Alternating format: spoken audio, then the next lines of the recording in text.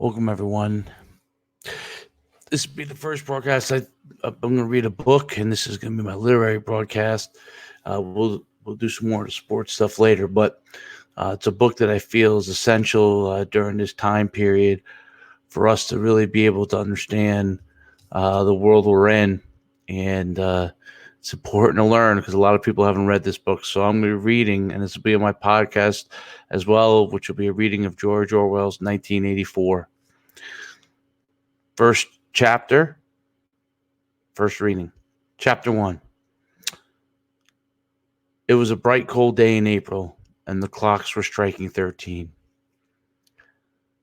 Winston Smith, his church nuzzled into his breast in an effort to escape the vile wind, slipped quickly through the glass doors of Victory Mansions, though not quickly enough to prevent the swirl of gritty dust from entertaining along with him. The hallway smelt of boiled cabbage and old rag mats. At one end of it, colored past poster, too large for indoor display, had been tacked to the wall. It depicted simply an enormous face, more than a meter wide, the face of a man of about 45, with a heavy black mustache and ruggedly handsome features. Winston made for the stairs. It was no use trying the lift. Even at the best of times, it was seldom working. At the present, the electric current was cut off during daylight hours. It was part of the economy drive in preparation for Hate Week. The flat was 7 flights up. The flat is like an apartment. And Winston, who was 39 and had varicose ulcer above his right ankle, went slowly, resting several times on the way. On each landing, opposite the lift shaft, the poster with the enormous face gazed from the wall. It was one of those pictures which are so contrived that the eye is following you about when you move. Big Brother is watching you, the caption beneath it ran. Inside the flat, a fruity voice was reading out a list of figures which had something to do with the production of the pig iron. The voice came with an oblong metal plaque, like a dulled mirror, with formed part of the surface of the right hand. Winston turned a switch, and the voice sank somewhat. Though the words were distinguishable, the instrument, the telescreen, it was called, could be dimmed, but there was no way of shutting it off completely. He moved over to the window, a smallish, frail figure, the meaningless of his body merely emphasized by the blue overalls which were uniform of the party. His hair was very fair, his face naturally sanguine, his skin roughened by coarse soap and blunt razor blades in the cold of winter that had just ended. Outside, even though the shut window pane, the world looked cold. Down the street, the little eddies of wind were whirling dust and torn paper into spirals, and though the sun was shining and the sky a harsh blue, there seemed to be no color in anything, except the posters that were plastered everywhere. The black mustachioed face gazed down from every commanding corner. There was one on the house front immediately opposite. Big Brother is watching you, the caption said. While the dark eyes looked deep into Winston's own, down the street level, another poster torn at one corner flapped fitfully in the wind, alternately covering and uncovering the single word INGSOC. In the far distance, a helicopter skimmed down between the roofs, hovered for an instant like a blue bottle, and darting away with the curving light. Very similar to the drones that are coming over cities. It was the police patrol snooping into people's windows. The patrol did not matter, however. Only the thought police mattered. The thought police was the ones that are watching over you. Behind Winston's back, the voice from the telescreen was still babbling away about pig iron and overfulfillment of the 9th 3-year plan. The telescreen received and transmitted simultaneously any sound the Winston made above the level of very low whisper would be picked up by it. Moreover, So long as he remained with the field of vision which the metal plaque commanded, he could be seen as well as heard. That is because they're listening to everything you're doing, much like we have with computers now, and cameras everywhere. There was, of course, no way of knowing whether you were being watched at any given moment, how often, or on what system. The thought police plugged in on any individual wire was guesswork. It was even conceivable that they watched everybody all the time. But at any rate, they could plug into your wire whenever they wanted to.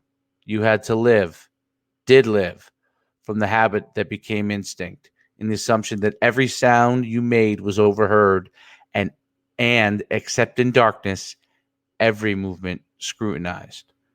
Winston kept his back turned to the telescreen. It was safer, though, as he knew, even a back can be revealing. A kilometer away, the Ministry of Truth, his place of work, towered vast and white above grimly landscape. This, he thought, was a sort of vague distaste. This was London, chief city of Airstrip 1, itself the third most populous of the provinces of Oceania. He tried to squeeze out some childhood memory that should tell him whether London had always been quite like this.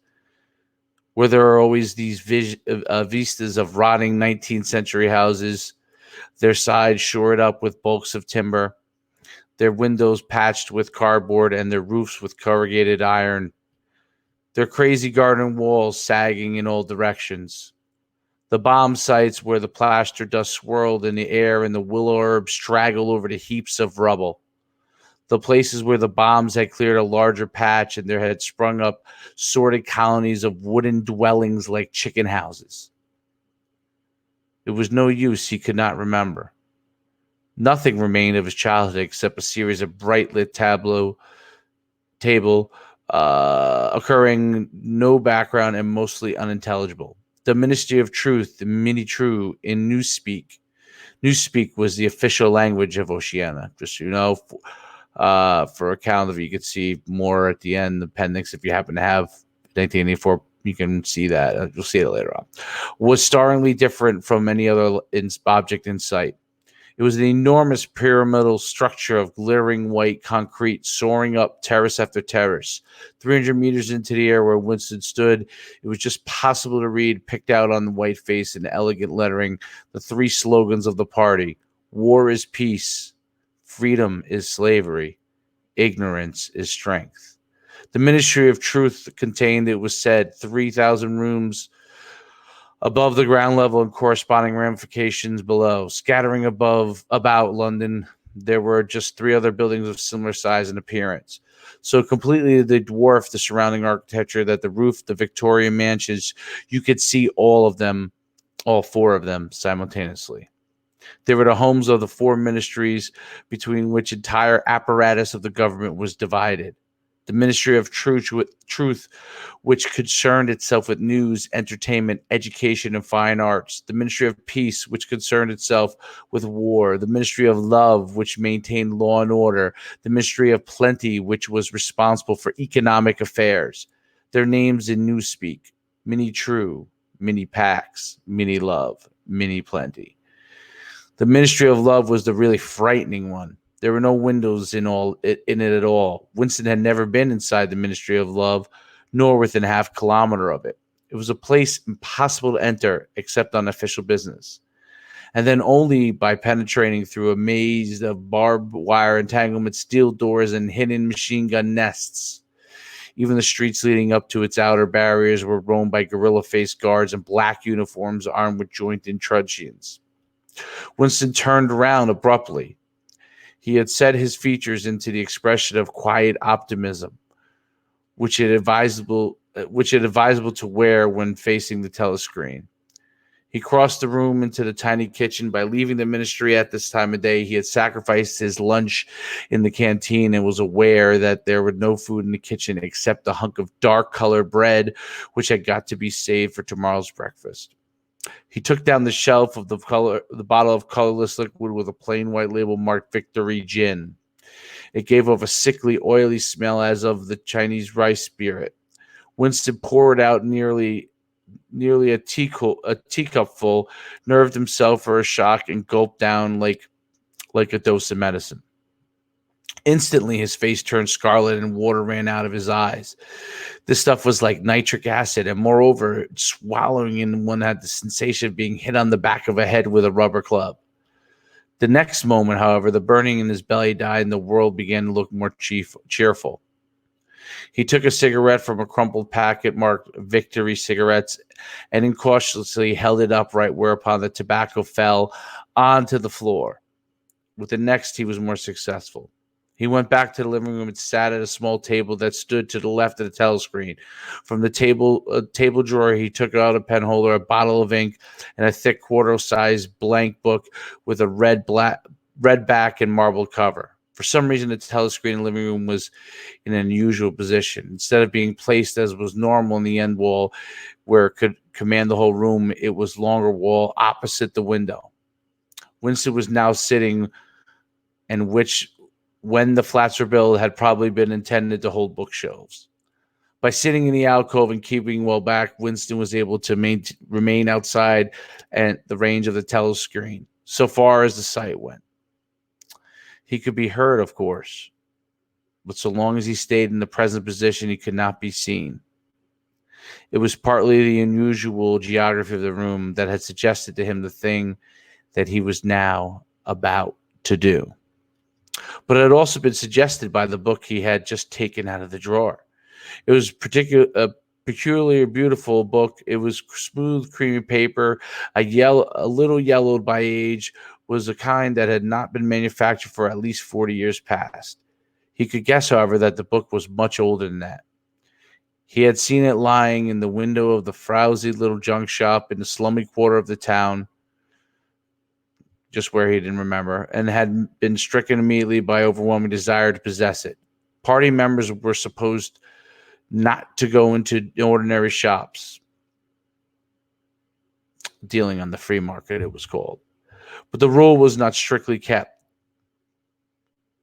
Because there were various things such as shoelaces and razor blades which it was impossible to get a hold of in any other way, he had given a quick glance up and down the street and then had slipped inside and bought the book for $2.50. The good old days.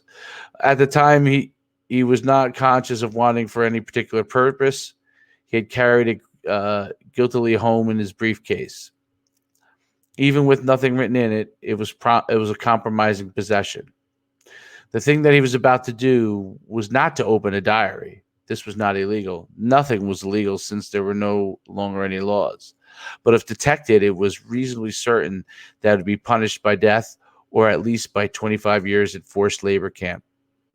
Winston fitted a nib into the pen holder and sucked it to get the grease off. The pen was an archaic instrument seldom used for signatures, and he had procured one furtively with some difficulty, simply because of the feeling that the beautiful creamy paper deserved to be written on with a real nib instead of being scratched with an ink pencil. Actually, he was not used to writing by hand. Apart from the very short notes, it was usual to dictate everything in a speak right, which of course impossible for the present purpose. He dipped the pen into ink and then faltered for a second. A tremor had gone through his bowels. To mark the paper was the decisive act. In clumsy letters, he wrote, April 4th, 1984. We'll stop there. You can see that he's in the world of high surveillance. And in the world of high surveillance, he's looking for freedoms that they no longer have. And so this is the first 10 pages. I wanted to read that each day. I'm going to try and read 10 pages if I can. It'll also be on our podcast, which will be a reading of George Orwell's 1984. I think it's mandatory reading for everybody. It's amazing the insight that he had I guess it was 100 years ago or close to it. And to write something that could be so prominent today. A couple of interesting things. It's great to have people on. I'm glad Angela liked it. Thank you. I want to make sure people get educated on everything. Robin, it was mandatory reading in high school, middle school. Yeah, it's amazing how many people don't read this anymore. So take a look at 1984, and we'll come back and we'll read this tomorrow night. That's the end of the first reading, the first 10 pages of George Orwell's 1984.